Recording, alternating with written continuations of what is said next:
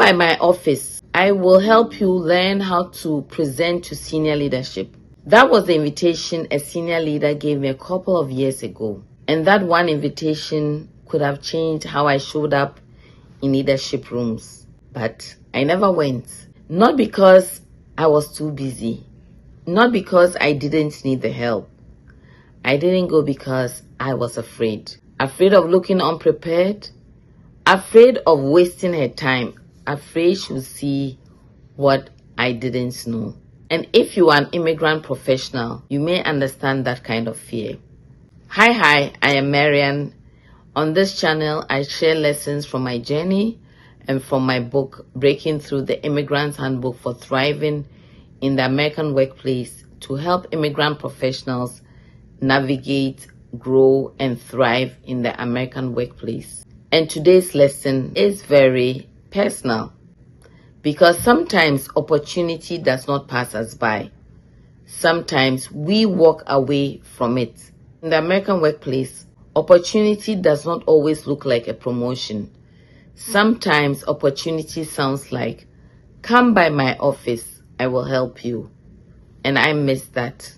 I let fear win. A couple of years ago, I had the opportunity to present to senior leadership at my organization. This was not a small meeting. This was one of those rooms where decisions are being made. People are listening carefully. Your words matter. Your preparation matters. And how you show up matters. I had prepared. I knew my material. I had done the work. But even with all that preparation, I was nervous. And if you've ever presented to senior leaders, you know there is a different kind of pressure in that room. It's not just about what you know. It's about how clearly you communicate. It's about whether you understand what matters to them. It's about whether you can connect your idea to the bigger picture. It's about whether you can stay steady when people ask tough questions. As an immigrant professional, I was not just presenting an idea. I was carrying that quiet pressure many of us carry. The pressure to sound competent. The pressure to not make mistakes. The pressure to not let your accent stand in the way. The pressure to prove that you deserve to be in that room. So, I presented. And let's just say, the meeting did not go the way I had hoped. I did not get the immediate green lights. I did not leave the room feeling like I nailed it. Yes, I nailed it. The CEO asked me to come back in 2 weeks after doing more research. Honestly, I felt like hiding under the table. Now, let me pause here. Today, I understand that this was not failure. This was leadership. This was process. This was how decisions are often made. Sometimes leaders need more information.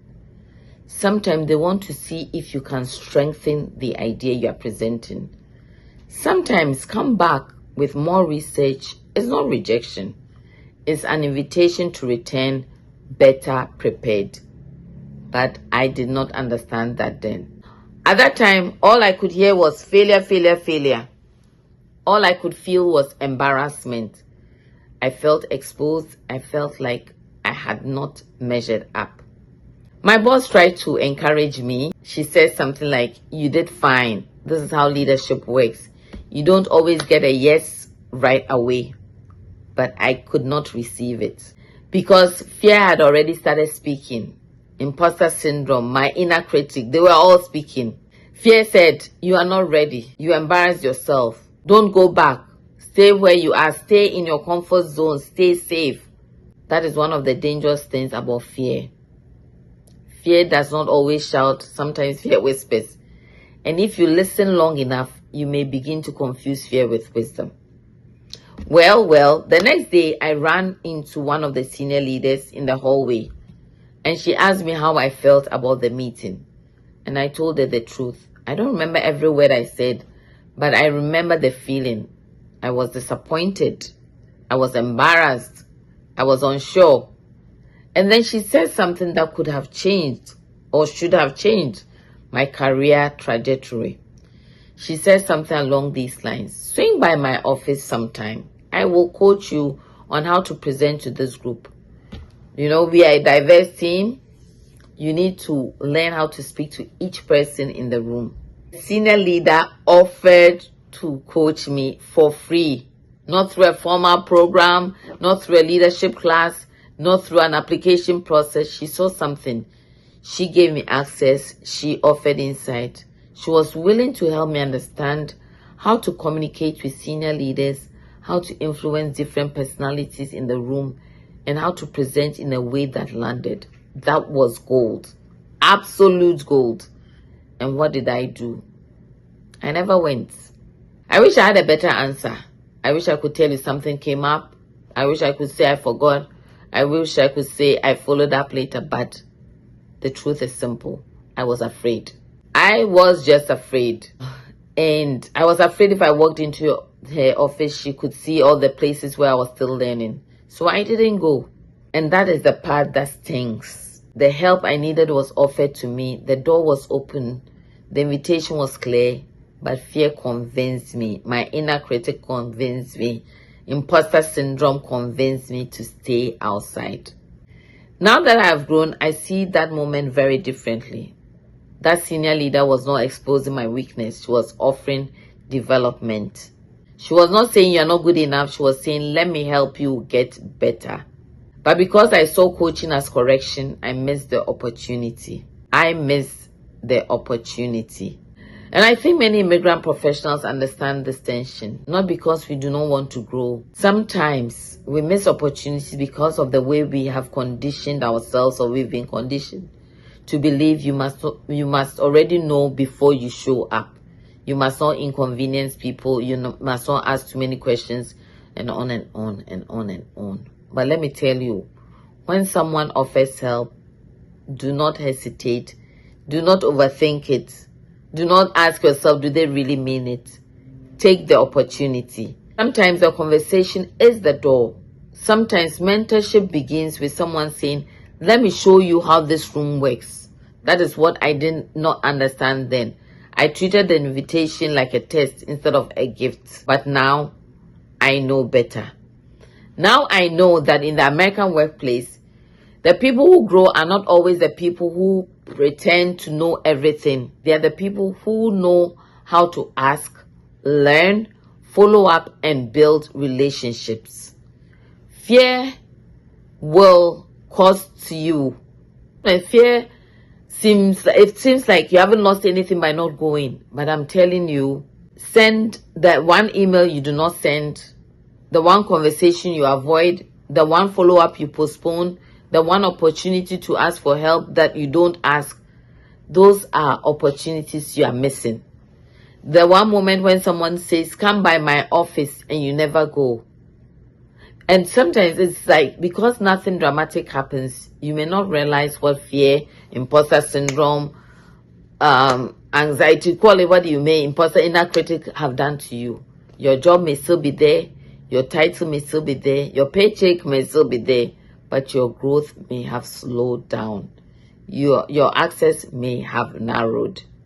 So don't let fear win. Take the opportunity. Run to the opportunities. Looking back, I should have gone to the office. I've said it.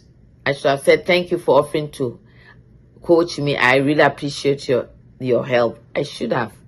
And I would have grown. So what am I asking you to do? What I'm asking you to do is take those opportunities. And I'm telling you this story not because I want to sit in regret. No, like I tell myself and I say, no regrets, lessons learned. I'm telling you this story because I want you to move differently. When someone opens a door to your development, walk through it. I heard over the weekend, somebody said, when a door is open, run through it. You don't have to walk through it perfectly. You don't have to feel confident. You just have to respond. You just have to respond. Asking for help, taking up offers for help, do not mean you are weak.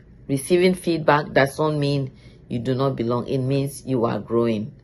So let me ask you, what opportunity are you avoiding because of fear? Is there someone you need to follow up with? Is there a mentor you keep saying you will reach out to? Is there a meeting where you need to speak up? Is there a conversation you need to have with your manager? Is there a door that has already been opened, but you have not walked through it yet? This week, I want you to take one small action.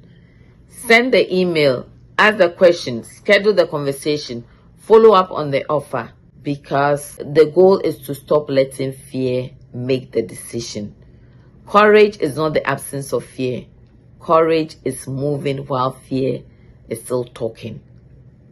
I want you to put this in the comments. I want you to answer, what is one opportunity you will stop avoiding this week? Or what is one action you're going to take this week? You can simply write, I will send the email, I will ask for the meeting, I will follow up, I will speak up. Let us make it practical, because growth does not only happen when we are inspired or when we are motivated. Growth happens when we act. And if this message helped you, please like the video and share it with someone who may be standing outside the door that has already been opened for them. If you are already subscribed, thank you. If you are not subscribed, for more conversations on confidence, communication, visibility, emotional intelligence, and thriving in the workplace. Because you know what?